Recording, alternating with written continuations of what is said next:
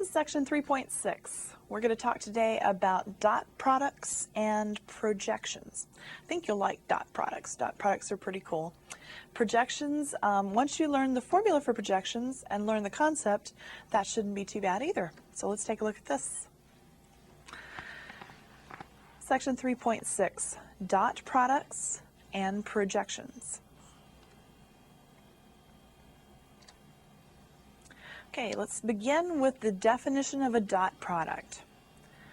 If u is the vector u1, u2, and v is the vector v1, v2, the dot product of u and v, which is actually read u dot v, it looks a little bit like the old times symbol that you've probably used before, but it's not read times, because remember, we cannot multiply two vectors together.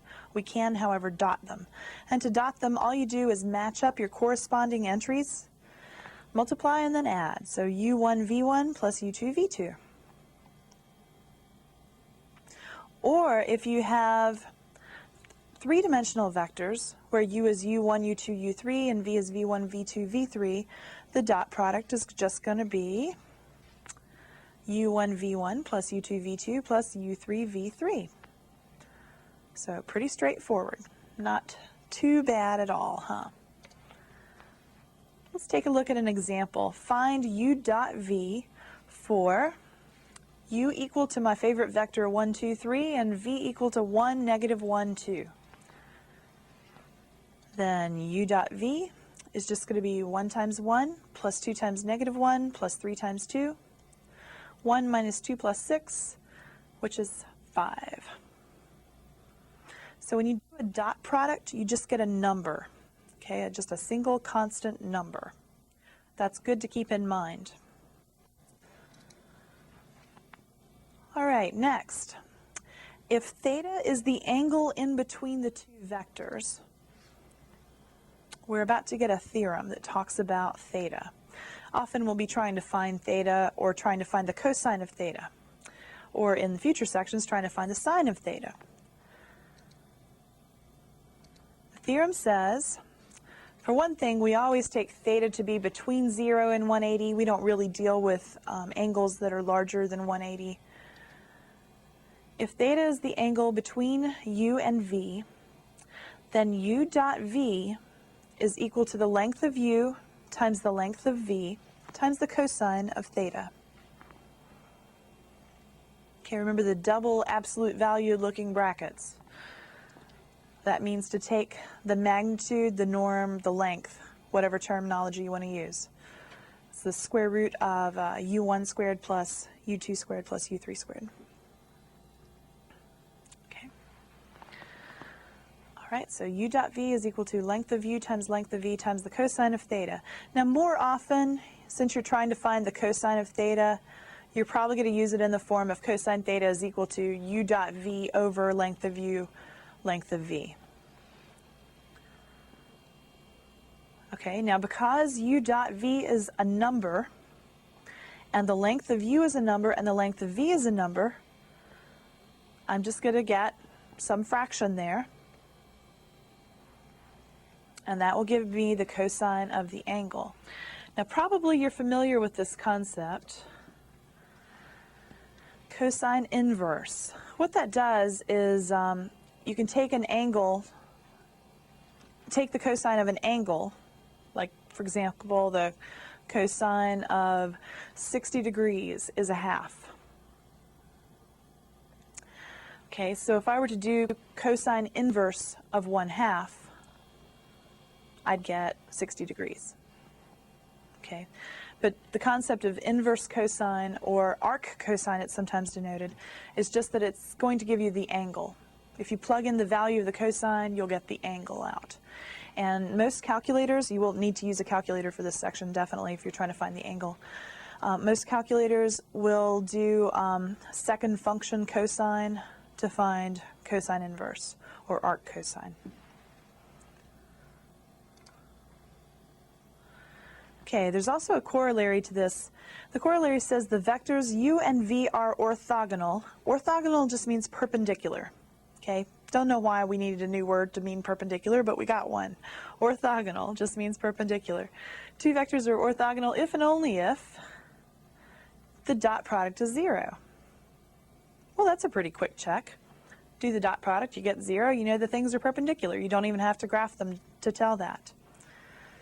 Or check the slopes, for that matter. The reason that's going to happen, it's just a quick proof of the corollary. The cosine of 90 degrees is 0. And since the cosine of theta is equal to u dot v over length of u, length of v, that means that that fraction is equal to 0.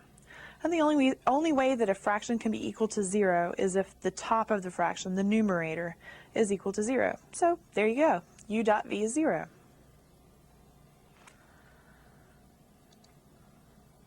Okay.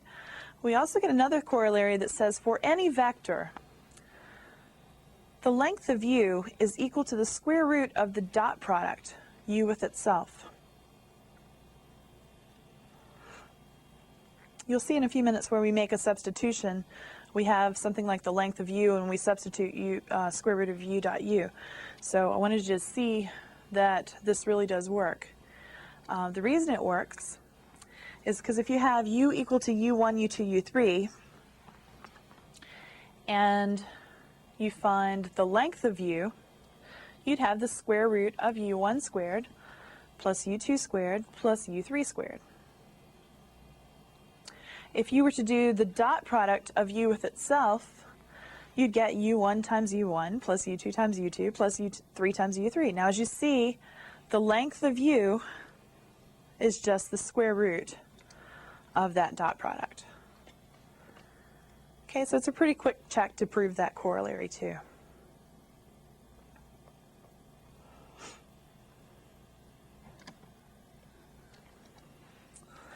All right, our example. Let u be 1, 2, 3, and v be 1, negative 1, 2. You've seen these two before. Find the cosine of the angle between those two vectors. Okay, we said the cosine of the angle is equal to u dot v over length of u times length of v. The dot product we found already before. It was 1 times 1 plus 2 times negative 1 plus 3 times 2. Then the length of u, remember what we do is we take u1 squared plus u2 squared plus u3 squared. So I get square root of 1 squared plus 2 squared plus 3 squared. Then for the length of v, I get square root of 1 squared plus negative 1 squared plus 2 squared. Working that out, on top I have 5, on the bottom I have square root of 14 times the square root of 6. 14 times 6 is 84. 84 is 4 times 21. 4 is a perfect square, so 4 pops out as a 2. So I get the number 5 over 2 root 21. That is the cosine of the angle. Now on a test where you can't use a calculator, you would be asked just to find the cosine of the angle. If, however, you could use a calculator, this is not a cosine I'm familiar with, so I mean, of course I'd have to use a calculator to find it. All you'd have to do then would just be to take the cosine inverse or arc cosine of that number of 5 over 2 root 21, and that would give you the angle. Be very careful. Make sure that if the question asks for radians, that you give the answer in radians. And if the question asks for degrees, you give it in degrees. Because other than good old 0 degrees is equal to 0 radians, nothing else is the same. Okay, so if you put 3.14 in radians, that means one thing. In degrees, it's something totally different. Okay, so make sure you check whether the question is asking for degrees or radians. Okay, the projection of the vector u onto the vector q. Okay, this was the other topic that's covered in this section. And the way this works is you'll generally be given a vector u and you'll be given a vector q. And what my goal is to project u down onto q. Like essentially you can think about this as being q being your horizontal, U is some vector, and my goal is to write U as the diagonal of some parallelogram or some rectangle. Because what I want to be able to do is drop a perpendicular onto Q, and then that chops off Q, if you will, and gives me V, which would be that projection. Okay, so think of Q as being your horizontal. You want to drop a perpendicular so that V would be, you can even think of it as the shadow. Okay, it's the projection of U onto Q. All right, in the previous picture, V was the projection of U onto Q. That is denoted PROJ for projection. And then the subscript is Q. That's what you're putting the projection onto. So it's called projection of U onto Q. And notice that the subscript is what you're projecting onto. You can kind of think of it as being below, if you will. That'll make it a little bit easier to keep up with that notation. In general, we're going to be trying to find V, which is the projection of U onto Q, so that V is parallel to Q. Like if you saw in the previous example, V was running parallel to Q. W is going to be perpendicular to Q. Now what W is going to be the vector so that V plus W is equal to U. Okay, try not to get too attached to calling the projection V. Sometimes, like in the book, they'll call it V very often. Then in some of the exercises, they call it W. Sometimes on the computer, they call it W. But just try to keep straight which one is the projection. And then the other one, like in my example, if V is the projection, then W is going to be the perpendicular to the projection. Okay, now in this example, I have Q and I have U. If I'm trying to find the projection of U onto Q, since this time it's like I have an obtuse angle, I'm going to need to extend Q out the other direction. Okay, so I made a little dotted line going out the other direction. And what I want to be able to do is drop a perpendicular onto that line. Okay, now that little dotted line now is the V. That's the projection now. You may want to try this on your own. Draw several different U's and several different Q's and all kinds of different combinations. You can make Q short, you can make Q long, and then see if you can figure out how to draw that projection.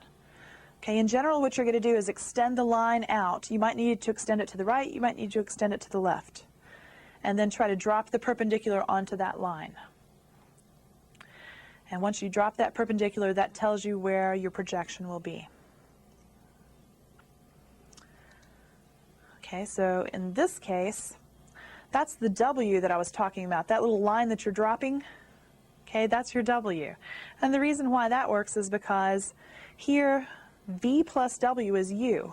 That's because U is the diagonal of the rectangle I'd get if I extended out and put another W on the other side and a V on the top.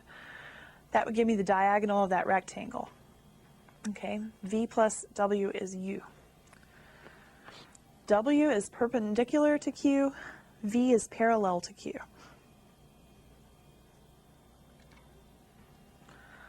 All right, now that all seems, not too bad on paper.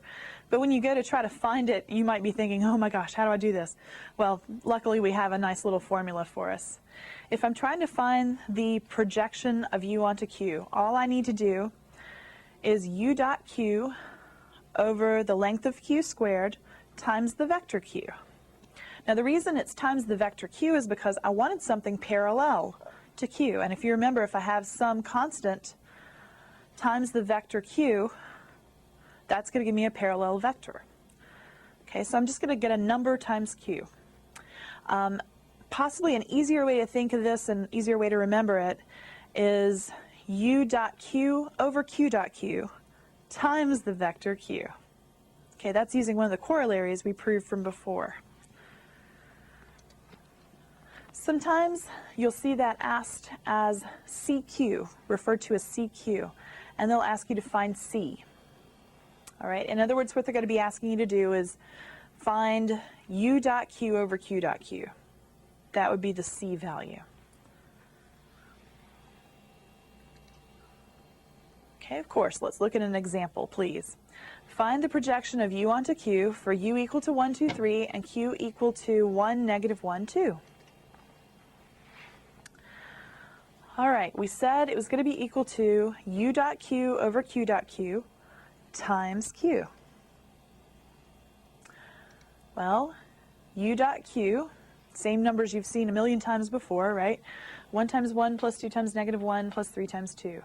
Then Q dot itself would be 1 times 1 plus negative 1 times negative 1 plus 2 times 2.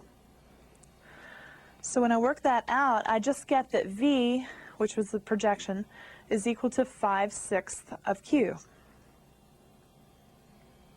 Now in general, if I multiply by a number between 0 and 1, that's going to shorten what I started with. It's going to make it shorter. So 5/6 Q, because 5/6 is positive, it's in the same direction. But 5/6 Q is going to be shorter than Q would have been. Okay, had I had a negative value in front of Q, it would be in the opposite direction. Something larger than 1 would have made it longer instead of shorter. Okay, but because I have 5/6, which is between 0 and 1, it's shorter. Positive number, same direction. Okay, now let's actually find V. If I plug in the value of Q, Q was the vector 1, negative 1, 2, and then I multiply that by 5/6, I get 5/6, negative 5/6, 10/6. And you can reduce 10/6, of course, to 5/3. But that's the value of the projection. The projection is a vector. It is parallel to Q. If I were then asked to find W, and that's where the W, in my example anyway, was perpendicular to Q, the easiest way to do that is just to subtract. We've got the fact that U is equal to V plus W, so W is just U minus V. We were given U, we found V, so all we have to do is just go, 1, 2, 3 minus our 5/6, negative 5/6, 10/6. And that would give you the W vector. Now once you find that W vector, we said it was supposed to be perpendicular to Q. You can very quickly check that it's perpendicular by doing what? Do you remember way back, beginning of this lecture? It said that two vectors are orthogonal, which meant perpendicular. Two vectors are perpendicular if the dot product is 0. Okay, so once you find that W vector and it's supposed to be perpendicular to Q, go ahead and check real quickly, because it's a quick process, a little bit of arithmetic, and it'll guarantee whether or not you get that one right on the test or wrong on the test. Okay, so that was the section 3.6. You saw dot products, which like I said, I figure you're going to like those. And then you saw projections. Projections obviously use dot products. That's why we went over dot products first. The easiest way for me to think of projections is, like I said, to drop that perpendicular onto the Q vector. Okay, so the way I kind of think of it is like if I need to make a movement from this point to this point, I'm trying to duplicate that movement with either left, right, up, or down. Okay, maybe you're playing a computer game and your goal is to move the figure from point A to point B. But you can't just go point A to point B. Okay, what you're going to have to come up with is how far right do I go, how far up do I go. That's what those projections are going to accomplish for you. Okay, the U that will be given, that's going to be the diagonal. That's going to be the actual movement you want to make. That's going to be you want to drive from this point to this point. Okay, the way you're going to do it is by using the projection and then the perpendicular. Okay, if you add the projection to the perpendicular, that reproduces that diagonal movement. Okay, try to draw yourself a few pictures and draw the projections and make sure you can draw those and understand those. And obviously, try the formula a few times and make sure that works for you too. That was section 3.6.